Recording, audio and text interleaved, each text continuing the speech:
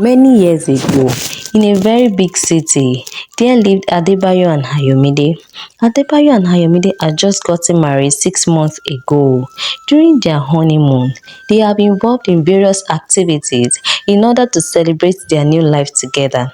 They have gone to beach, they have gone to some recreational centers in town like swimming pool, sports court, and have built lasting memories together. Ayomide is so happy about this their marriage. It is a big dream come true for her.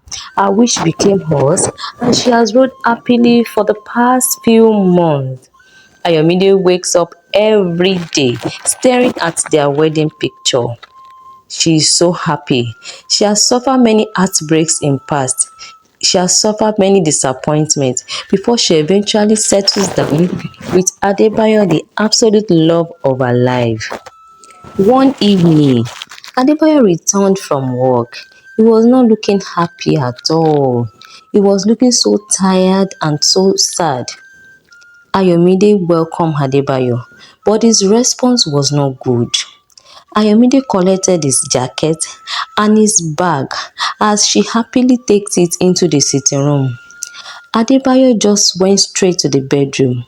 Ayomide followed him, calling out to him, my darling, dinner is set. Come, let's have dinner together." Adebayo did not respond. Ayomide called him again. "Adebayo, please come out, let's eat together. Or you want to shower first?" Adebayo responded angrily, "Babe, please leave me for now. I am not ready for anything." Ayomide felt bad about the way he responded to her. She rushed back to the sitting room with tears rolling down her cheeks uncontrollably. This has been happening for 2 weeks. Adebayo has been like this for 2 weeks. "Oh my God," she cried out. "Is this what marriage is all about? How can a man be acting strange?" Ayomide is so sad and she did not know what to do. She kept crying all night. She was sitting there. She realized she has been dozing up. She went straight to the bedroom, only for her to find out that her husband was already sleeping. Then she laid quietly beside him until daybreak. It was the morning of another day. The sun came out so bright. Ayomide has woken up earlier to prepare breakfast and lunch for her husband. Unknowingly to her, Adebayo had woken up as well. He had gone to prepare for work. He has already picked his clothes for the day. He has dressed up completely and was walking out of the sitting room. He was heading to his car before Ayomide realized it. Ayomide rushed when she noticed this. She carried his lunch bag and ran after him. She dropped the lunch bag off for him in his car and asked him, "Babe, have you taken your breakfast?" Adebayo just shook his head without saying a word to his wife. Ayomide was surprised. Check and food she served him is still intact. Apparently, Adebayo did not open the food at all. Ayomide became more sad and disturbed. She went all the way foot dragging in her preparation for work. That morning, she got to work very late. Her boss did not take it easy with her, but she just managed to be at work. She didn't even wear the usual bright look that everyone knows her for. She was not paying attention to details like she used to do. Meanwhile, throughout her work for the day, she kept making errors and everyone noticed it. Then at a point, she concluded in her heart, "I will challenge this man tonight. What kind of a person is that? How can he just be quiet for no reason? He has not been talking to me. He has even not been eating the way he should. What kind of nonsense is this? Is this how people just manage in marriage? How can a man be unnecessarily quiet in the house? Ah, oh my God, I must face him tonight. I must confront him. He must voice out whatever is in his mind. My father was never like this to my mother. I trust my mother. She does not even take nonsense. Maybe it is time for me to show him the stuff that I'm made of." While she was having this thought in her mind, Auntie Blessing passed in front of her office. Auntie Blessing is her colleague at work. She's in her early 40s. She has a baby girl by name Happiness. Happiness is as beautiful as her mother. Auntie B, as they fondly call her in the office, she lost her husband in a fatal accident when Happiness was 5 years old. And since then, Auntie Blessing has been a single mother. However, she has been known for her virtuous living. Every young people in the office look up to her because of her strength and the willingness to help people around. AY, Auntie Blessing called her. AY, what is wrong with you? It's lunchtime and you are still here. Let us go and have lunch.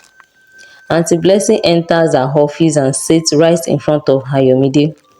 Ayomide was not looking happy at all. Auntie Blessing noticed this. Ayomide, what is wrong with you? She asked. Auntie B, I don't just feel like eating. No, something is definitely wrong. You are not relating well in the office. You are not going for lunch. What is wrong? Ayomide, talk to me. You know you can trust me, right? Ayomide sighed. Auntie B, I am going through a lot in this marriage, in this my young marriage, in this my, not up to a year. Auntie Blessing, you did not tell me this how marriage is. My dear, what is wrong? Can you just talk? Go straight to the point. See, my husband has become a total stranger. We don't talk at all. We don't even eat together. We don't communicate, nothing. It's like he does not want to see me again. I don't know what is going on. I have tried my best to even ask him. He kept snubbing at me. My darling. Auntie B cut in when she noticed Ayomide is almost tearing up. You have to take it easy. You have to take it easy and be calm with him. I want you to understand that this stage you have is a stage of knowing each other better. You need to take it easy. Maybe this is a part of him that you have not known while you were courting. Courtship is different from marriage. This is another phase of life. Auntie B, what will I do? What will I do now? It's just making life so difficult for me in the house. I cannot even be myself. My work today has been mess. I've not done well at all.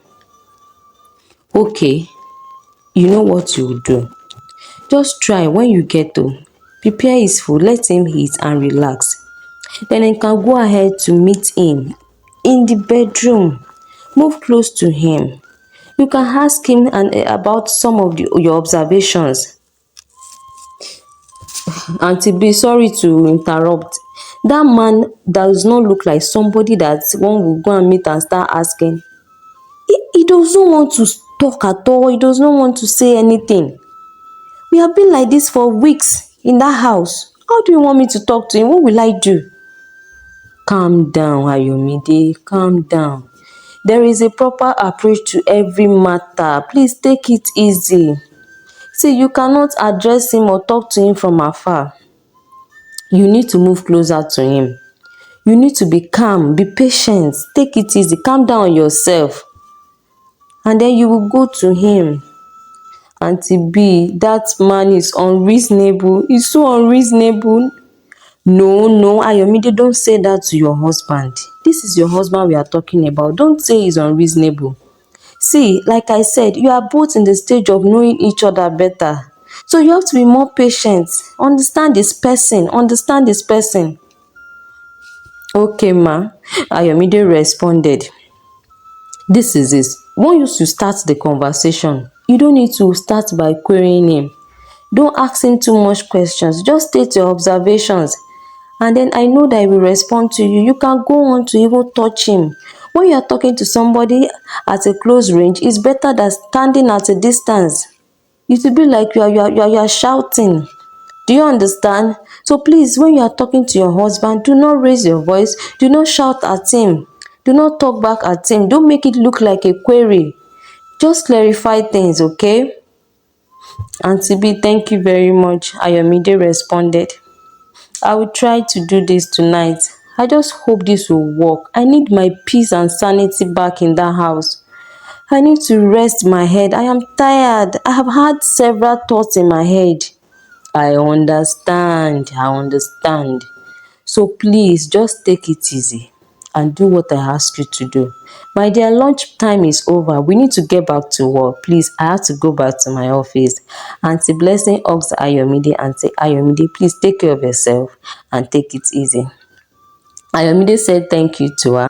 This time around, she wears a better smile and she was able to conclude our work for the day on time. Getting home that evening, Ayomide had gotten home earlier. She had prepared Adebayo's best food. Adebayo got back home. He managed to eat small portion of the food as he could not resist the food. Then he retired to the bedroom as usual. Ayomide was not moved at all. She already had her plans as Auntie Blessing had advised her. So, when Ayomide was done with her chores for that evening, she went straight to the bedroom and sat beside him. Adebayo, my baby, my love, can you turn to me? Please, we need to talk. Adebayo was sleeping facing the wall and he would not just turn to Ayomide. Ayomide touched him. My love, please, turn to me, let's talk. Adebayo managed to turn around, but with his eyes closed, and said to Ayomide, please say whatever you want to say. I need to rest now. I am exhausted. I just want to rest. Ayomide sighed. My love, I notice you are really changed and you don't give room to any conversation again in the house. You just want to be on your own. You don't even want to see me. And then I've concluded in my heart that probably you don't like me or you even hate me. Hate? Adebayo opens his eyes immediately and sits up as soon as he heard the word hate. Hate? No. Why will I hate you? You are my wife and I love you and nothing can change that. Please don't use such word around me again. I will never hate you. But baby, Ayomide Cotton, you have really distanced yourself from me. You don't even talk to me. We don't eat together again. We don't gist together again. We don't even shower together again. What is going on? This is too early. I cannot even stand things like this. Please. Adebayo answered her. Ayomide, I am sorry. If I made you feel this way, I am sorry and I sincerely apologize. So this is the issue. Lately, work has been hectic for me. I have greater responsibility now in my office than before. 2 months after our wedding, two people were fired in my office, in my department in particular. You know I am the head of department. So they were fired for a crime. They stole some of the company's equipment. And our management did not take it easy with them. It was a serious police case and at the end of the day they had to dismiss the guys. And the management has refused to replace them. But instead, they have posed more pressure on us. In fact, we have a lot of deliverables in this end of the year. And I am left with like 2 people in my team. The work is so much that we are doing the work of 10 people. That is the reason. I am sorry. But Adebayo, you should have explained this to me. Why now? Why have you kept this to yourself? How will I know? How will I find out? You have kept quiet, my darling. I am sorry. I didn't think it was necessary for me to disturb you with my work issues. That's why I've just been trying to manage myself. Don't say that. Is there anything too small for you to discuss with me? Are we not just both one body now? Are we not one now? You should be able to come out and tell me this is what you are going through. Even if it's particular to your workplace. Okay, I think I have learned better now. Adebayo responded. I am sorry. I will adjust. I will adjust. I will adjust, please. I am sorry.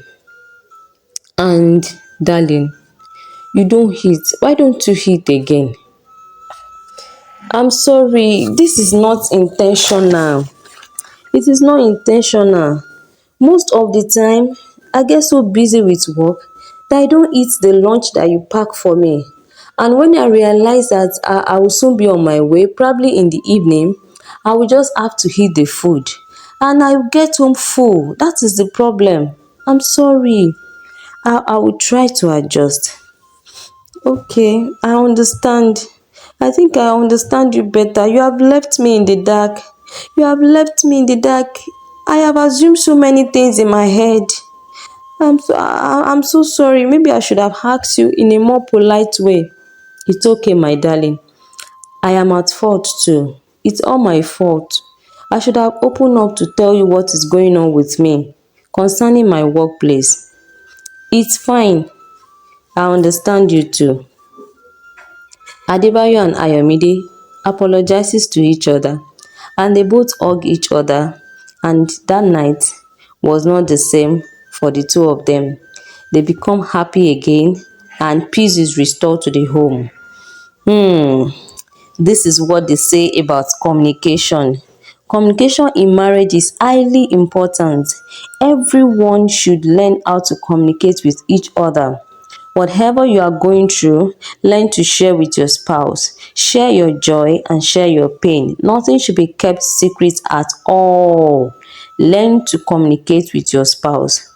When communication is missing, it is with communication that we find it. So, talk to your spouse. And more again, there is a better approach. There is always a better approach to our communication. There is a better approach to communication. Once you have issue with your spouse, ensure that you find the right channel and use the right words to be able to express yourself.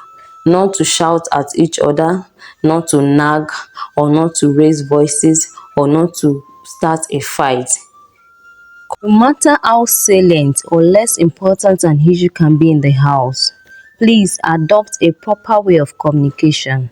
For the Bible says in the book of Proverbs chapter 15 verse 1, "Soft answer turns away wrath, but a harsh word stirs up anger." Please, communication is very important. Thank you for listening. Please like and share and subscribe to my channel for more interesting stories. Until I come your way next time, this is African Story by Temi. Bye for now.